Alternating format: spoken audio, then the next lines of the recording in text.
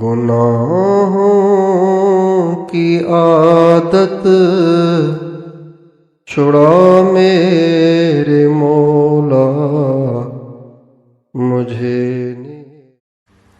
ایک قربانی ہوتی ہے جانور کی، مینڈھا ذبح کر دیا، بڑی بات ہے، خون بہا دیا۔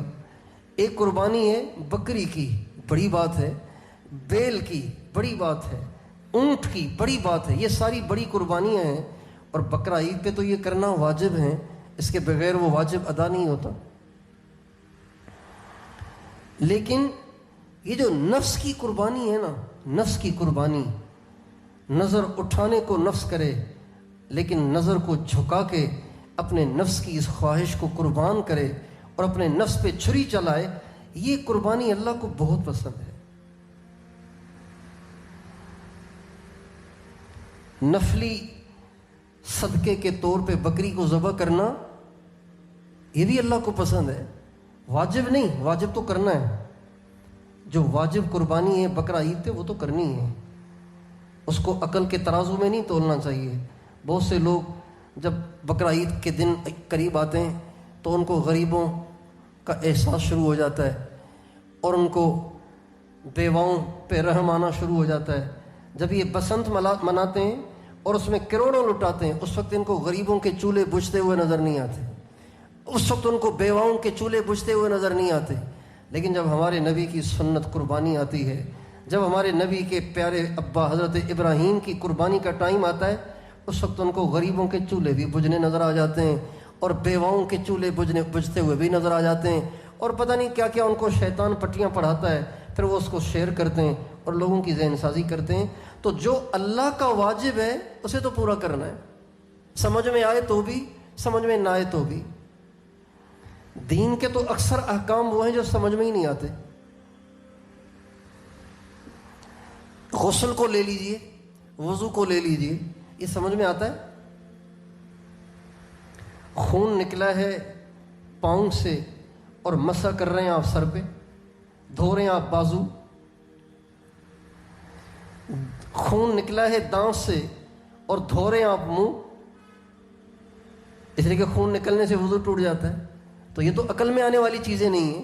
اور پھر آپ کے پاس نماز پڑھنے کے لیے پانی نہیں ہے، 1 میل تک دور ہے، آپ مٹی پہ ہاتھ مار کے چہرے پہ پھیر رہے ہیں، تو اللہ کے سامنے تو صاف ستھرا جانا چاہیے، آپ تو اور اپنے منہ کو مٹی مار رہے ہیں۔ عقل میں نہیں آتی، لیکن اللہ کا حکم ہے، عقل میں آئے نہ آئے ہمیں ماننا ہے۔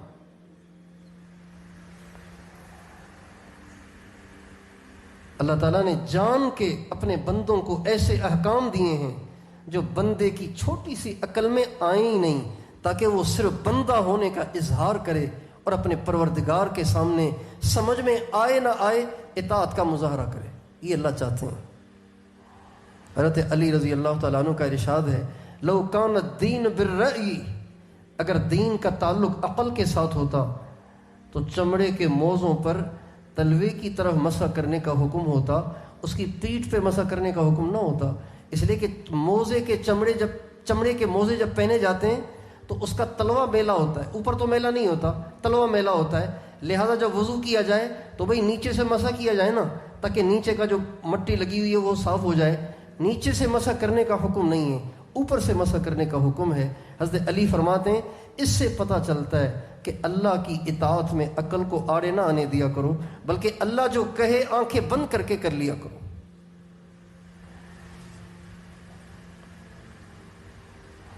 قرآن مجید میں اللہ تعالیٰ نے ایسی بہت سی باتیں سنائی ہیں جس سے صرف عقل کے پیروکاروں کی عقلوں پہ ضرب لگانا مقصود ہے۔ موسیٰ علیہ السلام جا رہے تھے فرعون کے پاس، اللہ تعالیٰ نے فرمایا جاؤ فرعون کے پاس۔ کہا اللہ میاں کوئی نشانی تو دینا کہ مجھے آپ نے بھیجا ہے، وہ کیسے سمجھاؤں اس کو کہ مجھے اللہ نے بھیجا ہے؟ تو اللہ تعالیٰ نے فرمایا نشانی ہے، تمہارے ہاتھ میں کیا ہے؟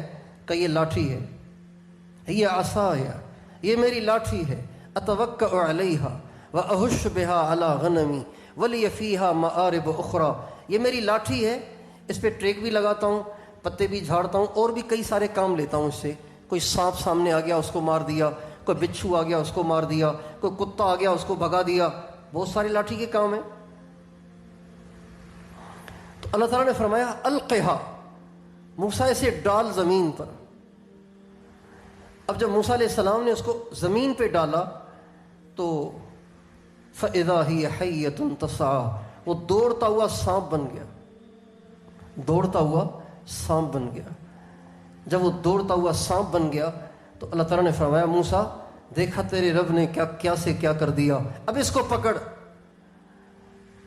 تو موسیٰ علیہ السلام ڈرنے لگے، گھبرانے لگے کہ سانپ کو کیسے پکڑوں، یہ تو ڈسے گا۔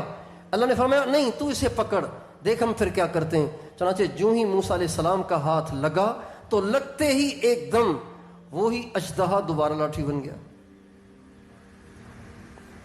تو اللہ تعالیٰ نے یہ واضح کر دیا کہ اللہ کا حکم پورا کرتے ہوئے عقل کو استعمال نہیں کرنا چاہیے، جو کہا جائے آنکھیں بند کر کے کیا جائے۔ جب بنی اسرائیل کو لے کے موسیٰ علیہ السلام چلے نا اللہ کے حکم سے فلسطین کی طرف، تو راستے میں بحر کلزم آتا ہے۔ مصر سے جب جائیں گے تو راستے میں بحر کلزم آئے گا۔ راتوں رات نکلے تھے اندھیرے میں، جب روشنی ہوئی وہ تو اندھیرے میں تھے، ٹارچیں نہیں تھیں، لالٹینیں نہیں تھیں، اندھیرے میں جا رہے تھے، بس جس طرح رخ ہوا چلتے چلتے چلے جا رہے ہیں، چلتے چلے جا رہے ہیں۔ جب اچانک روشنی ہوئی تو دیکھا ارے یہ تو ہم سمندر کی طرف جا رہے ہیں۔ اچھا جب فرعون نے سنا کہ وہ نکل گئے سارے کے سارے، تمہارے کمی، تمہارے مزدور، تو تمہارے کام کون کرے گا؟ اس نے کہا یہ موسیٰ کا سارا کام ہے۔ چنانچہ اس نے اپنے لشکر کو تیار کیا، اس نے پیچھا کیا، 16 لاکھ آدمی لے کے وہ پیچھے چل پڑا۔ تو چلتے چلتے جب روشنی ہوئی تو سامنے سمندر اور پیچھے فرعون اور اس کا لشکر، ادھر جائیں تو بھی ہلاکت، ادھر جائیں تو بھی ہلاکت۔ جب دونوں طرف سے پھنسے تو موسیٰ علیہ السلام نے اللہ سے کہا یا اللہ آپ نے تو ہمیں نکالنے کے لیے گھر سے نکالا تھا، یہ تو ہم پھنس گئے بیچ میں۔ تو اللہ تعالیٰ نے فرمایا موسیٰ گھبرانے کی بات نہیں، تمہارے ہاتھ میں لاٹھی ہے نا، اس لاٹھی کو سمندر پہ مار۔ اب آج کل کا کوئی LLB پڑھا لکھا اور کمپیوٹر سائنس پڑھا ہوا اور سافٹ ویئر انجینئر، وہ کہتا ہے یا اللہ لاٹھی ایک، وہ بھی بجائے فرعون کے سر پہ مارنے کے آپ کہنے پانی پہ مارو، تو لاٹھی جب پانی پہ پڑے گی تو چھینٹے ہی اڑیں گے اور کیا ہوگا؟ تو مفسرین کہتے ہیں یہ لاٹھی کلزم کی موجوں پہ نہیں تھی، یہ کلزم کے پانی پہ نہیں تھی، یہ عقل کے پرستاروں کی عقل پہ تھی کہ اپنی عقل کو آڑے مت آنے دیا کرو جب اللہ کا حکم آئے۔ چنانچہ جو ہی موسیٰ علیہ السلام نے پانی پہ لاٹھی کو مارا تو ایک دم پانی پھٹنا شروع ہوا اور 12 راستے پانی میں بن گئے، خشک راستے۔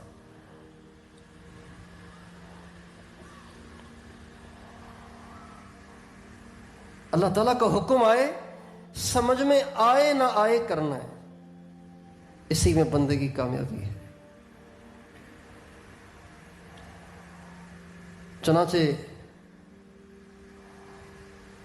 جب انسان قربانی کرتا ہے نا صدقے کے طور پہ، نفلی خیرات اور صدقے کے طور پہ، کوئی بیمار ہے اس کے لیے قربانی کر رہا ہے، اچھی بات ہے۔